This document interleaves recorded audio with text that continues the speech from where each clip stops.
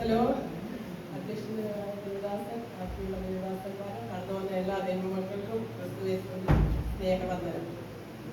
ഞങ്ങൾ ചെറുകഥയാണ് ഇവിടെ പറയാൻ പോകുന്നത്. ചെറുകഥയുടെ ടൈറ്റില് ഇരുട്ടിൽ തെളിഞ്ഞ വെളിച്ചം.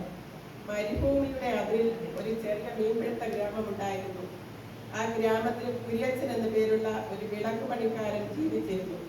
എല്ലാ വൈകുന്നേരവും സൂര്യൻ അസ്തമിക്കുന്നതിന് മുമ്പ് ഗ്രാമത്തിലെ വഴിവിളക്കുകൾ തെളിയിക്കുക എന്നുള്ളതാണ് അയാളുടെ ജോലി. അതിലൂടെ യാത്രക്കാർക്ക് സുരക്ഷിതമായി വഴി കണ്ടെത്താൻ കഴിയുമായിരുന്നു. ഒരു വർഷം വലിയ വരൾച്ച വന്നു. കിണറുകൾ വറ്റി, വിളകൾ നശിച്ചു, ജനങ്ങളിൽ ഭയം നിറഞ്ഞു. എണ്ണ സംരക്ഷിക്കാനായി ഗ്രാമമുഖ്യന്മാർ സമ്പന്നന്മാരുടെ വീടുകൾക്കരികിലും ചന്തക്കരികിലും മാത്രം വിളക്കുകൾ തെളിയിക്കാൻ തീരുമാനിച്ചു. ദരിദ്രർ താമസിച്ചു വരുന്ന പുറത്തുള്ള വഴികൾ ഇരുണ്ടു തന്നെ കിടന്നു. കുര്യച്ചന് അത് സമ്മതമായില്ല. ഭയം കൂടുതലുള്ളിടത്താണ് വെളിച്ചം ഏറ്റവും ആവശ്യമായത് എന്ന് അവൻ പറഞ്ഞു. അതിനാൽ ആരും അറിയാതെ തന്റെ വീട്ടിലുണ്ടായിരുന്ന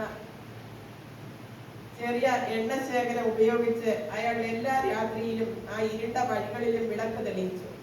ഭാര്യ ആശങ്കയോടെ ചോദിച്ചു, ഇങ്ങനെ ചെയ്താൽ നമുക്ക് തന്നെ എണ്ണ തീർന്നു പോകും. കുര്യച്ചൻ ശാന്തമായി മറുപടി പറഞ്ഞു, ഇരുട്ടു മനുഷ്യരെ പരസ്പരം കരുതാതിരിക്കാൻ പഠിപ്പിച്ചാൽ വരൾച്ച ഇതിനകം തന്നെ നമ്മെ തോൽപ്പിച്ചു കഴിഞ്ഞു. അങ്ങനെ ദിവസങ്ങൾ കടന്നു. ഒരു രാത്രി ഭീകരമായ മണൽക്കാറ്റ് ഗ്രാമത്തെ മൂടി. ആളുകൾ വഴിതെറ്റി, മൃഗങ്ങൾ ഓടി, ഗ്രാമം മുഴുവൻ ഭീതിയിലായി. എന്നാൽ കുര്യച്ചൻ തെളിയിച്ചു വെച്ചിരുന്ന ചെറിയ വിളക്കുകൾ ആ ഇരുണ്ട വഴികളിൽ പ്രകാശമായി നീങ്ങു. അതിന്റെ വെളിച്ചം പിന്തുടർന്ന് പല കുടുംബങ്ങളും സുരക്ഷിതമായി വീടുകളിലെത്തി. അടുത്ത ദിവസം ഗ്രാമക്കാർ അത്ഭുതപ്പെട്ടു. ഇത്രയും ദിവസമായി ഉപയോഗിച്ചിട്ടും കുര്യച്ചന്റെ എണ്ണശേഖരത്തിൽ ഇപ്പോഴും എണ്ണ ബാക്കിയുണ്ടായിരുന്നു. ആ ദിവസത്തിന് ശേഷം ഗ്രാമത്തിലെ ആളുകൾ വീണ്ടും തമ്മിൽ അവർക്കുള്ള ദാനങ്ങളും അനുഗ്രഹങ്ങളും പങ്കിടാൻ തുടങ്ങി. മീൻപിടുത്തക്കാർ അവർക്ക് കിട്ടുന്ന മീൻ പങ്കുവെച്ചു, കർഷകർ അവരുടെ ധാന്യം പങ്കുവെച്ചു.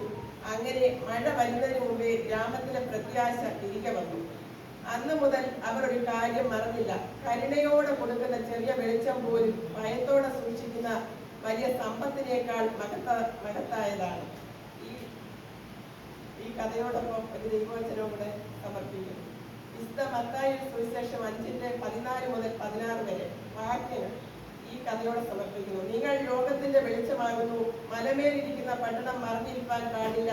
വിളക്ക് കത്തിച്ച് പറയിൻ കീഴല്ല, കല്ലിന്മേൽ അത്രയും വെക്കുന്നത്. അപ്പോൾ അത് വീട്ടിലുള്ള എല്ലാവർക്കും പ്രകാശിക്കുന്നു. അങ്ങനെ തന്നെ മനുഷ്യർ നിങ്ങളുടെ നല്ല പ്രവൃത്തികളെ കണ്ട് സ്വർഗസ്ഥനായ നിങ്ങളുടെ പിതാവിനെ മഹത്വപ്പെടുത്തേണ്ടതിന് നിങ്ങളുടെ വെളിച്ചം അവരുടെ മുമ്പിൽ പ്രകാശിക്കട്ടെ.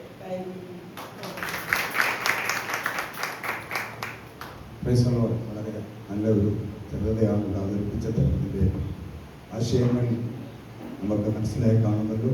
നല്ല അനുഭവങ്ങൾ നമുക്ക് പകർത്തിയെടുക്കുവാൻ കർത്താവിൻ്റെ നാമമഹത്വത്തിനായി തിരുവാൻ കർത്താവ് സഹായിക്കട്ടെ. പ്രിയ സഹോദരി, പ്രത്യേകമായി നന്ദി അറിയിക്കുന്നു. തുടർന്ന് ഒരു സ്കിറ്റാണ്.